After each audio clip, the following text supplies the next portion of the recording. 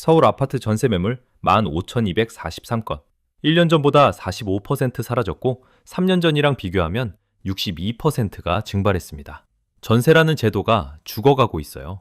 자, 여기서 핵심인데요. 도대체 누가 전세를 죽인 걸까요? 정부요? 집주인이요? 전세 사기꾼? 저 같은 직장인 입장에서 이게 정말 궁금했습니다. 그래서 추적해봤습니다. 범인은 한 명이 아니었어요. 네 명이 동시에 움직였습니다. 그리고 이 네 명의 정체를 알고 나면 여러분의 다음 전세 계약을 어떻게 해야 하는지가 명확해집니다. 자, 첫 번째 범인부터 추적해 보겠습니다. 전세라는 제도 잘 생각해 보면 꽤 무서운 구조거든요. 보증금 전액을 맡기는 건 그 사람한테 내 전 재산을 빌려주는 거나 마찬가지잖아요. 집주인이 그 돈을 잘 굴리든 빚을 갚든 어디에 쓰든 세입자는 알 수가 없어요. 그냥 2년 뒤에 돌려주겠지 하고 믿는 겁니다. 100% 신뢰 기반이에요. 그런데 그 빌려준 돈을 영영 못 돌려받는 사람이 36,950명입니다. 숫자로 보면요. 전세 사기 누적 피해 보증금이 약 4.7조 원이에요. 4.7조. 이게 감이 잘 안 오실 수 있는데 직장인 평균 연봉 4천만 원으로 치면 11만 7,500명이 1년 내내 한 푼도 안 쓰고 모아야 되는 돈입니다. 자, 여기서 핵심인데요. 피해자의 74.7%가 20, 30대 청년층이에요. 2만 442명. 사회 첫발 내딛고 어렵게 모은 보증금 들고 첫 전세 들어간 사람들이 가장 많이 당한 거예요. 저 같은 직장인 입장에서 이거 진짜 등골이 서늘한 게 피해의 97.6%가 보증금 3억 원 이하 구간에서 터졌어요. 10억, 20억, 고가 전세가 아닙니다. 1억, 2억대 전세요. 우리가 실제로 사는 가격대에서 벌어진 일이에요. 그리고 피해 주택의 약 70%가 비아파트입니다. 다세대, 오피스텔, 다가구. 청년들이 처음 독립할 때 가장 많이 가는 주거 유형이잖아요. 결국 가장 약한 고리에서 가장 취약한 사람들이 터진 겁니다. 이 충격이 시장에 어떤 영향을 줬냐면요. 2026년부터 허그, 주택도시보증공사가 전세 보증 기준을 확 강화했어요. 집값의 90%를 초과하는 전세는 아예 보증 자체를 거절합니다. 보증을 못 받으면 세입자 입장에서 그 전세를 들어갈 수가 없어요. 보증금 날릴 위험을 혼자 떠안아야 하니까요. 전세 사기가 남긴 건 단순히 피해자 숫자가 아닙니다. 전세 보증금 진짜 돌려받을 수 있는 거 맞아? 이 질문이 전세라는 제도의 뿌리를 흔들어 버린 거예요. 36,950명의 피해가 8천만 국민 전체의 불안으로 번진 겁니다. 그런데 전세 사기만으로는 설명이 안 됩니다. 아파트 전세도 사라지고 있거든요. 두 번째 범인이 있습니다. 자, 첫 번째 범인은 전세 사기였죠. 그런데 전세 사기 피해가 집중된 건 빌라, 다세대, 오피스텔 같은 비아파트였어요. 피해의 70%가 거기서 터졌거든요. 그렇다면 아파트 전세까지 사라지는 건 도대체 왜일까요? 여기에 두 번째 범인이 있습니다. 자, 여기서 핵심인데요. 수도꼭지를 생각해 보세요. 전세 매물이라는 물이 나오는 수도꼭지가 있는데 누군가가 그 꼭지를 3개 동시에 잠가버린 거예요. 첫 번째 꼭지, 갭 투자 봉쇄. 예전에는 이랬어요. 투자자가 전세를 끼고 집을 샀습니다. 집값 10억짜리 아파트에 전세 7억을 놓으면 본인 돈 3억만 있으면 집을 살 수 있었거든요. 이게 갭 투자예요. 그런데 이 구조가 작동하려면 전세 세입자가 들어와야 하잖아요. 그래서 갭 투자가 활발할수록 전세 매물이 시장에 풀렸던 겁니다. 그런데 627 대책, 11호 대책이 연달아 나오면서 상황이 완전히 바뀌었어요. 주담대 한도를 확 줄이고 실거주 의무를 강화했습니다. 갭 투자가 사실상 봉쇄된 거예요. 숫자로 보면요. 서울 빌라 매매가 대책 직후 72.7% 급감했습니다. 거래 자체가 사라지니까 전세 끼고 공급하던 물량도 같이 사라진 겁니다. 두 번째 꼭지, 토지거래 허가구역 확대. 2025년 10월부터 토지거래 허가구역이 서울 전역, 거기에 경기도 12곳까지 확대됐어요. 쉽게 말하면 정부가 여기선 실제로 살 사람만 집 사라고 못을 박은 거예요. 집을 사면 2년 이상 반드시 직접 살아야 합니다. 그럼 전세를 놓을 수가 없잖아요. 전세 공급이 원천 차단된 겁니다. 세 번째 꼭지, 계약갱신 청구권. 이건 세입자한테는 좋은 제도예요. 2년 더 살겠다고 집주인한테 요구할 수 있는 권리거든요. 문제는 이 권리를 쓰는 사람이 폭발적으로 늘었다는 겁니다. 숫자로 보면요. 2026년 3월 기준 서울 아파트 갱신계약 비율이 51.8%입니다. 사상 처음으로 갱신계약이 신규 계약을 넘어선 거예요. 강남 3구는 더 심해요. 갱신계약 비중이 55.4%입니다. 10건 중 5건 넘게 기존 세입자가 저 안 나갈게요 하고 있는 거예요. 기존 세입자가 안 나가니까 새로운 전세 매물이 시장에 안 풀리는 거잖아요. 집은 있는데 전세로 나올 수가 없는 구조가 된 겁니다. 자, 정리하면 이렇습니다. 수도꼭지를 3개 동시에 잠근 거예요. 갭투자 봉쇄가 첫 번째, 토지거래 허가가 두 번째, 계약갱신 청구권이 세 번째. 물은 안 나오는데 줄 서는 사람은 늘어나니까 전세 한 건에 대기만 10팀이 붙는 겁니다.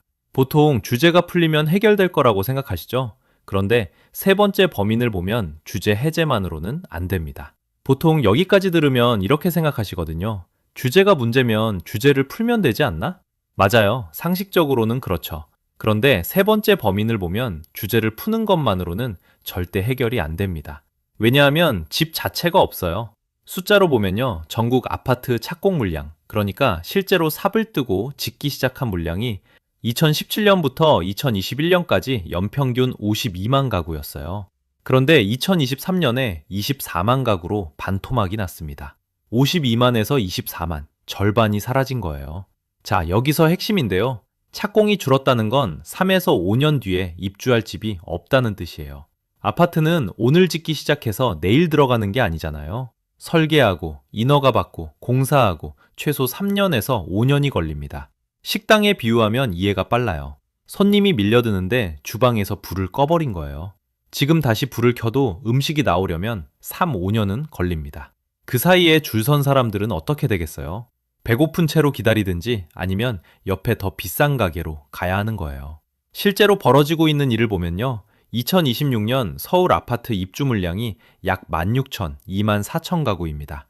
2025년 대비 48% 급감이에요. 절반 가까이 줄어든 겁니다. 전국으로 넓혀도 마찬가지예요. 2024년 36만 가구가 입주했는데 2026년에는 21만 가구 수준으로 축소됩니다. 36만에서 21만, 15만 가구가 증발한 거예요. 그러면 정부가 손 놓고 있었냐? 아닙니다. 97급 대책이라고 해서 대규모 공급 대책을 발표했어요. 그런데 이행률이 극히 저조합니다. 대책은 나왔는데 실제 착공은 안 되고 있는 거예요. 종이 위의 숫자와 현장의 현실이 완전히 다른 겁니다.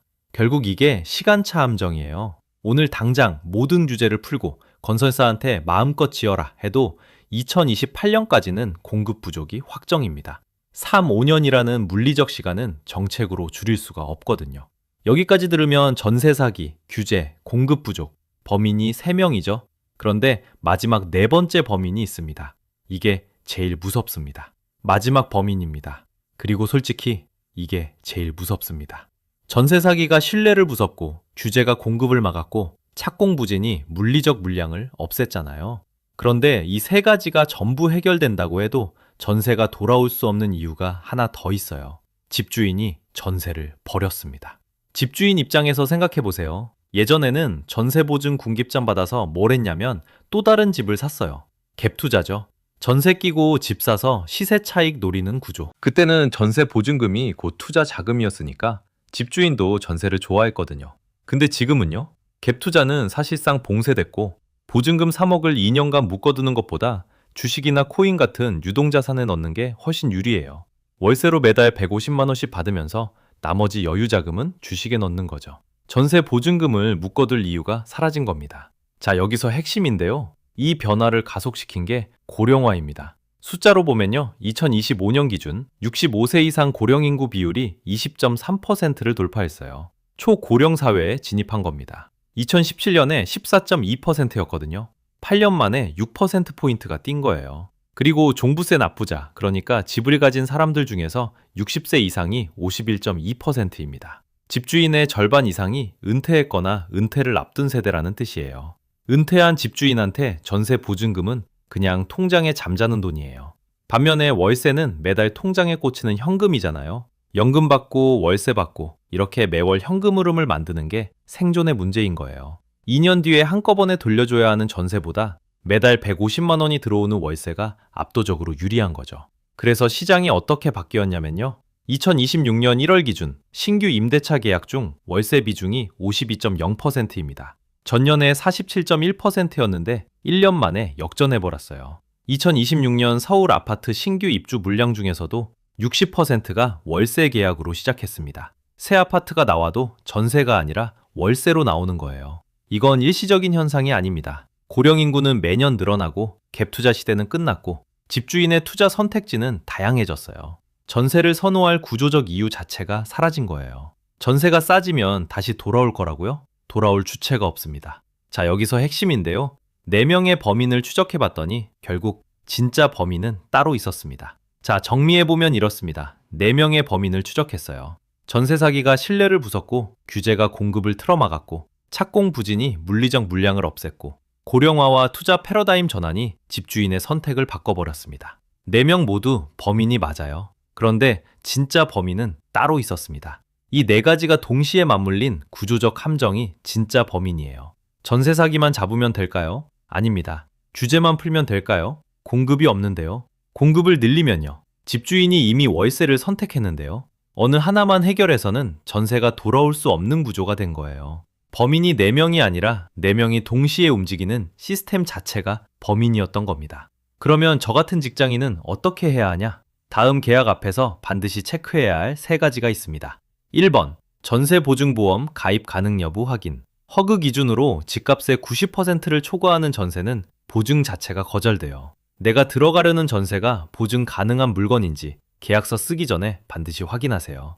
2번, 반전세나 월세 전환 시 내 부담 계산. 전월세 전환율 5.8% 기준으로 따져보세요. 전세 1억을 월세로 바꾸면 월 48만 원이에요. 내 소득 대비 이 금액이 감당 가능한지 숫자로 먼저 계산하고 결정하는 겁니다. 3번, 갱신 청구권을 언제 쓸지 전략적으로 판단. 지금 서울 아파트 갱신 계약 비율이 51.8%예요. 절반이 넘는 세입자가 이 카드를 쓰고 있다는 뜻이거든요. 지금 쓸지, 다음을 위해 아껴둘지 내 상황에 맞춰 계산적으로 판단해야 합니다. 전세는 한국에만 있던 기적이었고 기적은 영원하지 않습니다. 중요한 건 사라지는 제도를 붙잡는 게 아니라 바뀌는 시장에서 내 다음 수를 준비하는 겁니다. 그 다음 수, 지금부터 같이 계산해 봅시다.